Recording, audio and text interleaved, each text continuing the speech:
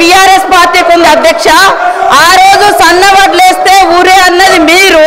ఇవాళ కౌలు రైతుల గురించి గొప్పగా మాట్లాడుతున్నారు. కౌలు రైతులకు ఎందుకు ఇవ్వాలి భరోసా? వాళ్ళు అద్దె ఇళ్లలో ఉన్న ఓనర్, అద్దె ఇళ్లలో ఉన్నోడు ఓనర్ అవుతాడా? కౌలు రైతు ఓనర్ అవుతాడా అని ఆ రోజు మీరు మాట్లాడారు. ఇవాళ రైతుల మీద ఏదో గొప్పగా మాట్లాడుతున్నారు. నేను సవాల్ చేస్తున్నా అధ్యక్ష, ఈ రాష్ట్రంలో ఉన్న అందరి భూముల మీద క్లీన్గా అక్కడ ఒక దగ్గర 100 ఎకరాల ఫామ్ హౌస్ ఉంటుంది, కానీ 10 మంది పేర్లు ఉంటాయి. అది బయట తీయండి. వాళ్ళకి ఇప్పుడు 5-6 లక్షల జీతాలు ఎత్తుకునేటోళ్ళు కూడా రైతు ముసుగులో రైతు బంధు తీసుకున్నారు. మీ హయాంలో గుట్టల సాగులో లేకుండా తీసుకున్నారు. మాలాంటి ఏరియాలలో మోకా మీద ఉండి సాగు చేసినా కూడా పట్టా లేకుంటే వాళ్ళకి మీ హయాంలో ₹1 రాలే, కానీ వాళ్ళు పంట పండించారు. మీరు ఇచ్చింది రైతు బంధు, రైతు పెట్టుబడి కాదు, పట్టా పెట్టుబడి ఇచ్చారు. పట్టా ఉంటేనే ఇచ్చారు ఆ రోజు, కానీ కౌలు రైతులకు ఇయ్యలే. చిన్న సన్నకారు రైతులు పట్టా లేనటువంటి వాళ్ళకి ఇయ్యలే. అదేవిధంగా రైతు రుణమాఫీ గురించి గొప్ప చెప్తున్నారు.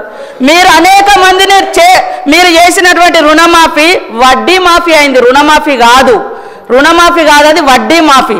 ఆ వడ్డీ మాఫీలో కూడా మీరు అనేక మందికి రైతులకు నిబంధనలు పెట్టడంతో చాలా మంది ఈ నిబంధనల మూలంగా మేము ఇచ్చినటువంటి రుణమాఫీలోకి కూడా కొంతమంది రెన్యువల్ కానటువంటి పరిస్థితి వాస్తవం. అలాంటి వాళ్ళే ఆగింది. అది 2014 నుంచి కొనసాగుతూ వస్తుంది. మీరు చేసినటువంటి రుణమాఫీ నిబంధనలు కొనసాగుతూ వస్తున్నాయి. కాబట్టి అది గుర్తుపెట్టుకోండి. మీరు అన్ని బాగా చేసినాక 30,000 కోట్ల రైతుల రుణమాఫీ కాకుండా ఎట్లున్నాయి? మీరు అన్ని రైతులను రాజులను చేసిర్రు, రైతు బంధు ఇచ్చిర్రు, అన్ని చేసినాక మళ్ళీ 30,000 కోట్ల రూపాయలు వాళ్ళ మీద ఎందుకు భారమైంది? ఎందుకు రుణాలు మిగిలినాయి? అది చెప్పండి. కాబట్టి ఇవాళ కేటీఆర్ గారికి ఒకటే అడుగుతున్నా, మీరు 10 ఏళ్లలో భూమి లేనటువంటి ఒక్క పేదింటి బిడ్డలకు మీరేమిచ్చారు? ఓకే, 100 ఎకరాలు ఉన్నోళ్ళ గురించి అన్ని ఇవ్వాలి, లక్షల జీతాలు వచ్చినా అన్ని ఇవ్వాలి అని అంటున్నారు. మరి పేదోడికి మీరు ఈ 10 ఏళ్లలో కనీసం ఉచితంగా కరెంట్ ఇయ్యలే, కనీసం ఇవాళ ఉచితంగా ఎర్ర బస్సు ఫ్రీ ఇస్తే కూడా మీరు ఓర్వలేకపోతున్నారు. అదేవిధంగా వాళ్ళకి 10 ఏళ్లలో ఏమి ఇచ్చిర్రు?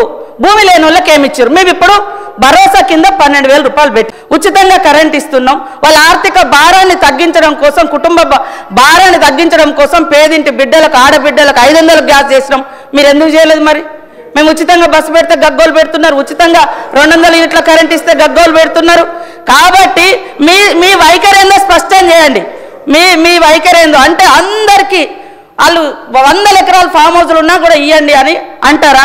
అదే చెప్పండి. నేను ఈ సందర్భంగా కూడా మా వ్యవసాయ శాఖ మంత్రి గారిని కోరుతా ఉన్నా, దయచేసి ఎవరెవరికి ఎంతెంత పోతుందో ఆ వివరాలు మొత్తం గ్రామాలలో పెట్టాలి. ఏ కుటుంబానికి ఎంతెంత రైతు బంధు పోతుంది, ఎవరెవరిది ఎంత అనేది వివరాలు బయట పెట్టాలి. పేదవాళ్ళకి ఆ ఊర్లలో ఏమేమి వచ్చినాయో కూడా బయట పెట్టాలని కోరుతాను.